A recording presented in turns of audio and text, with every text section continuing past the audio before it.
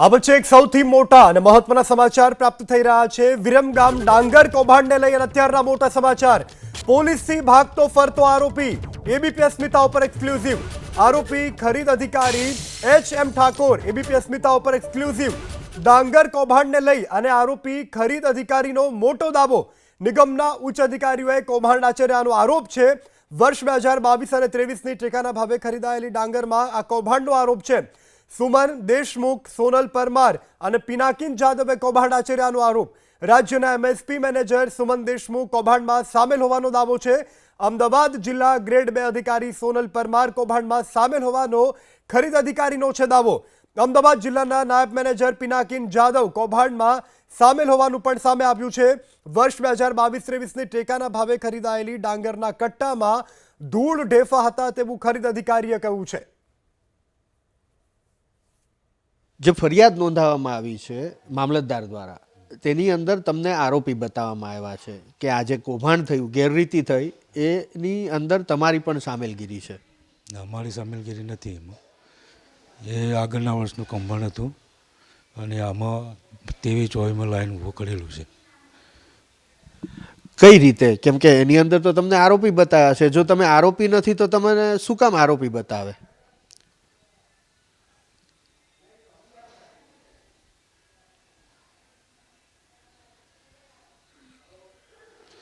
એ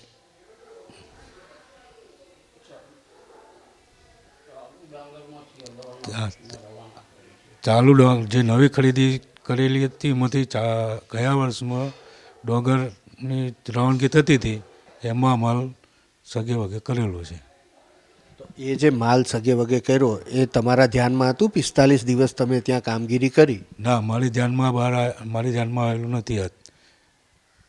તો શું કામ નિગમ તમને આરોપી બનાવે એમ કહો મને. મામલતદારે જે ફરિયાદ નોંધાવી એની પહેલાં વિજિલન્સ તપાસ પણ થઈ હતી.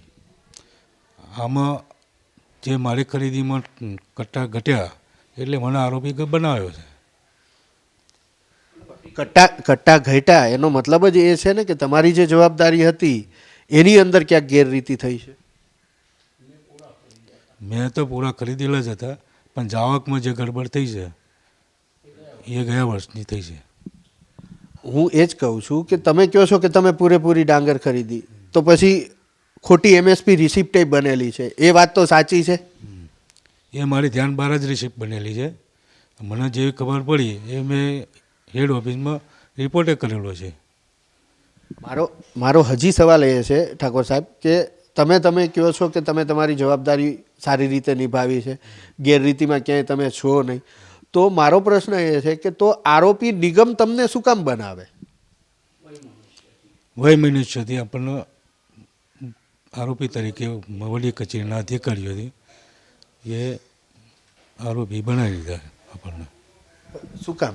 શું વય મનુષ્ય? શું અગાઉના ડાંગરનું કૌભાંડ હતું એ દબાવવા માટે આ અમારે ભોગવવાનું થયું છે. અગાઉ કોણે કર્યું હતું કૌભાંડ? અગાઉ વડી કચેરીના અધિકારીઓ અને જિલ્લા કચેરીના અધિકારીઓ. નામ ખબર છે તમને? નામ કહી શકશો? હા, સોનલબેન પરમાર હતા, સુમન દેશમુખ અને પિનાકિન જાદવ. અચ્છા, આ ત્રણેયના હોદ્દા મને જરા કહેશો? તમે જે નામ લીધો એનું નામ અને હોદ્દા કહેશો? સોનલબેન પરમાર ડીએસએમ તરીકે કામ કરતા જિલ્લામાં. સુમન દેશમુખ વડી કચેરીમાં એમએસપી મેનેજર હતા ઓલ ગુજરાત. ત્રીજું પિનાકિન જાદવ મારી વખત ડીએસએમ તરીકે અમદાવાદ જિલ્લામાં કામ કરતા મારી ખરીદી વખત. અચ્છા, તો અગાઉ થયું હતું એ તમને કેવી રીતે ખબર પડી કે કૌભાંડ આગળના વર્ષમાં થયું છે? એ રવાનગી ચાલુ હતી, બરાબર. એમાં ધૂળના ઢેફા હતા એ મેં જોયેલું. અચ્છા, શેની અંદર ધૂળના ઢેફા હતા? ડાંગરની અંદર. જે ડાંગર ખરીદી હતી એ કટ્ટાની અગાઉ એટલે કયું વર્ષ? 22-23માં. અચ્છા, 22-23માં જે ડાંગર ખરીદી હતી એના જે કટ્ટા તમે જોયા તો શું જોયું અંદર? મેં ધૂળ માટીના ઢેફા હતા. હા, એવું. પછી મિલવાળું ઉપાડ્યા નહીં કટ્ટા. અચ્છા, કઈ મિલ વાળાને આપવાનું હતું? જાનકી મિલવાળા. તો એણે ના લીધા. ના લીધા. પછી શું થયું? પછી આ લોકોએ નવી ડોગરમાંથી જ આવક કરીએ છીએ એવું મારું માનવું છે. હવે ઠાકોર સાહેબ મને એ કહો કે ફરિયાદ નોંધાણી 31મી ડિસેમ્બર 2024, આજે લગભગ 45 દિવસ ઉપરનો સમય થયો, તો કેમ તમે નિર્દોષ છો તો કેમ ભાગતા ફરતા હતા? મારે થોડીક કાનૂની સલાહ લેવી હતી અને પછી શું કરવું શું આગળ કરવું નહીં એ વિચારીને હું ભાગતો ફરતો હતો અને હવે હું જાતે સરેન્ડર થવા જઈ રહ્યો છું. અચ્છા, ક્યારે તમે સરેન્ડર થવાના? આજે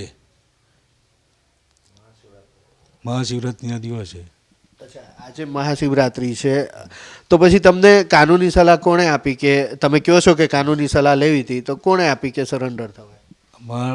અમારા પાઠક સાહેબ છે, અમારા જૂના સાહેબ છે અને મિત્ર તરીકે પણ અમે એમની જોડે સલાહ લીધી છે કે ભાઈ આવું કરો તો તમને સારું રહેશે અને તમે હાજર થઈ જાઓ. એમને કાનૂની સલાહ અમને સારી આપી છે. અચ્છા, હજી એક મારો સવાલ એ છે કે તમને જ્યારે ખબર પડી કે 2022-23ની જે ડાંગર ખરીદેલી છે એની અંદર ધૂળ ઢેફરા અને એ બધું છે, તો તમે આ અંગે કોઈને રિપોર્ટ કરેલો ખરા? નહીં સાહેબ,